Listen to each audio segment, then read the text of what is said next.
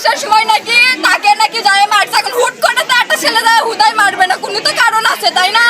তা ধরলামও মারছে, পাগল মারছে, তা ওখানে মারার পরে ওরা সবাই মিলে ওখানে ঘটনা তুলে দিছে আমার ভাইকে।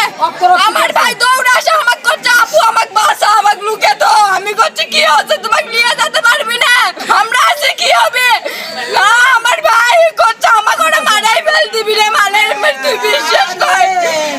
আমার ভাই আমি লুকে ধুইনি করছে আমি আছি, কোনো সমস্যা নাই। তারপরে আমার ভাই ভুল স্বীকার করার পা ধরছে পর্যন্ত বলতেছে আমি ভাই আপনার পা ধরতেছি, আমার বাপ হয়ে গেছে, ভুল করে দেন। তারপরে উনি শুনেনি, উনি গুন্ডা পান্ডা নিয়ে আসে হুন্ডাট করে আমার ভাইকে নিয়ে গেছে। 3 ঘন্টা 4 ঘন্টা পর কেউ ওখান থেকে একজন আসে বলতেছে তোর ভাইকে সেই মারা মারছে, তোর ভাইরা উঠতে পারতেছে না।